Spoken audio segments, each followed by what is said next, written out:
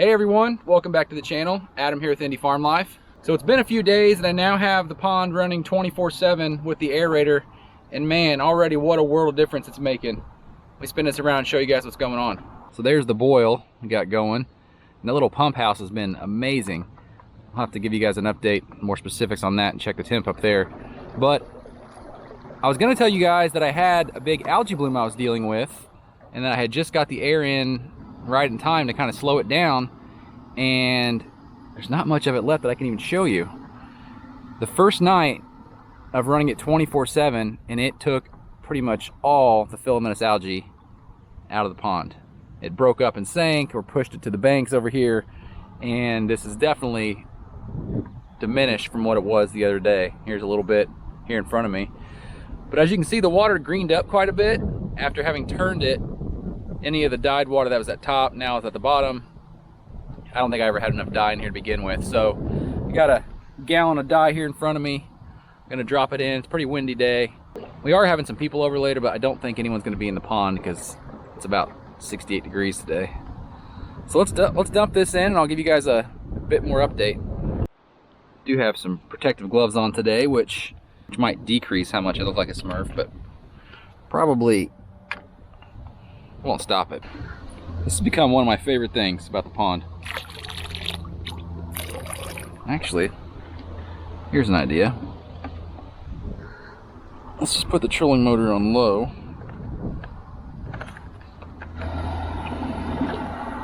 See if we can't drive the boat toward that diffuser there. This stuff is so cool.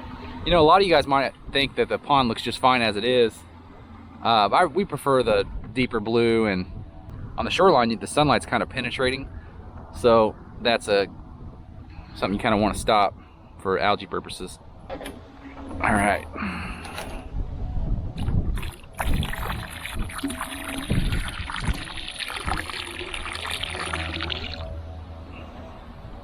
It's pretty cool. We'll circle back to that in a minute. Let's go over here to the diffuser.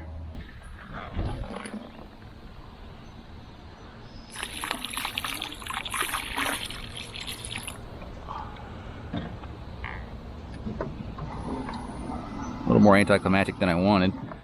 Really, it's kind of a test to see. I want to see how the diffuser turns the water. It's like when you're doing a wind tunnel with a car. See how it churns it. It's definitely moving it a lot faster than it previously would just by wind. I mean, here for example, I know I poured maybe a little bit more here, but look at how big call it the ink blot is here versus out there. Not to mention it's going vertically as well, as opposed to just surface spread. That's the color I like.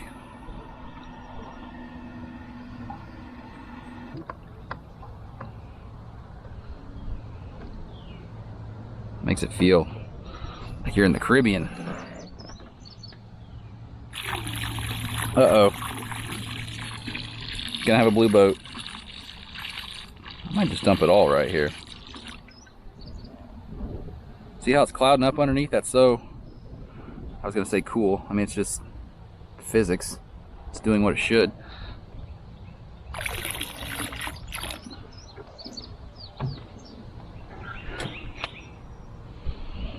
All right, I've done this 100 times. Let's just pour it all in here.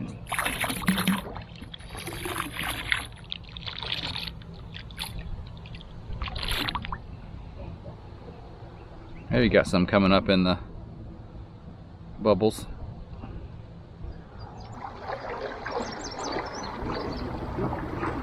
Gives me a reason to go do donuts in the boat too.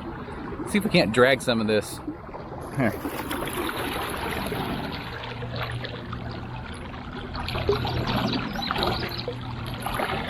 It's like that scene from, what is it, Dante's Peak? Where they're in the acid lake, or volcano or something like that.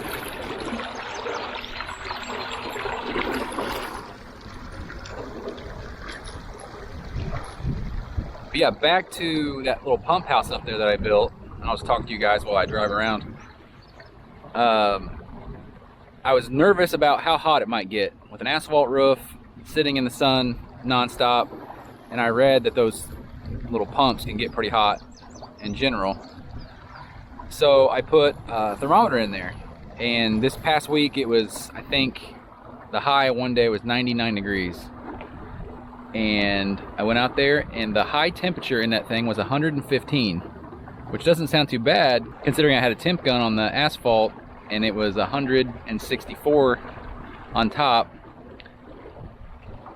And when I came out here one evening when it was about 82 degrees and the sun was down, it was still 105 in there. I clocked the little pump at a temp of about 160 degrees on one of the heat sinks. So I would say the little fans in that shelter are doing its job to keep it cool. We'll go up there and officially verify if that's been the high temp, 115 or 116.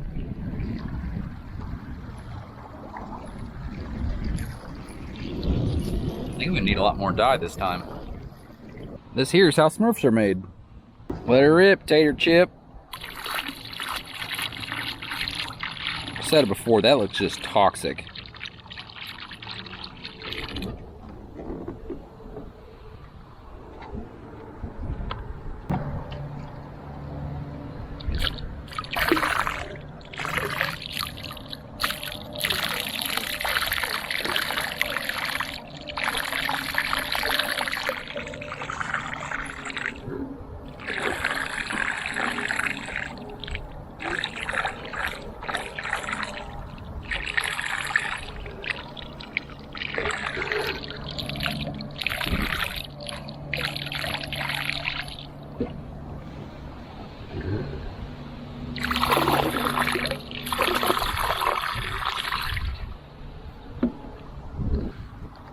Better turn.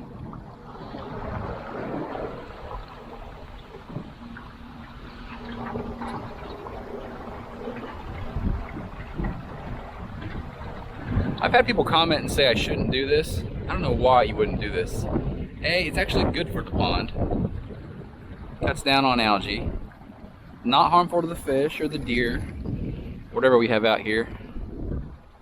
The worst that can happen is I turn into a Smurf or someone jumps in before it is completely dissipated and they turn into a Smurf.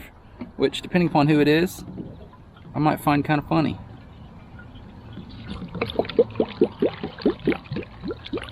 I've had good results with this brand too. Farmworks from Tractor Supply. About the best bang for your buck. 2.5 gallons for 55 bucks. Hard to beat. I've not done a controlled test, this, you know, this versus like Aqua Shade to see which one has better staying power, but I don't know. I'm a fan of buying things in bulk, in large quantities, and I just feel better when I get 2.5 gallons of something for 50 bucks as opposed to a quart. Like I said, the results haven't been bad, so. Alright, I'll stop yapping, let this dissipate a bit. So here it is about 4 hours later. Definitely more blue than when we started. That's what happens when you put 2.5 gallons of dye into a pond.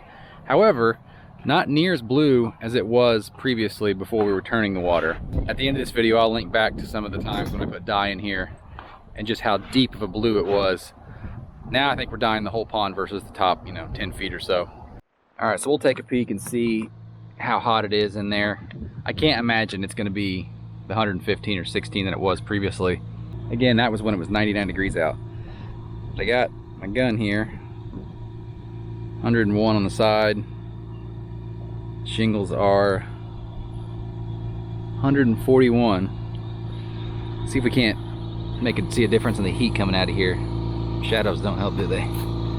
So we're at 90 on the sidewall there in the shade. So there you go, you can see some of the heat. 99, 100 degree air coming out of there. 102, 3. All right, let's open this thing up. Like both the case fans are still working. And there you go. So right now it's 98.8 in there. You can see at the bottom right, the highest it's ever been was 116. Actually, the 116 occurred after I opened it that day and the sunlight came in here. It was like 115.5, I think, previously. But just to show you guys how hot these things run.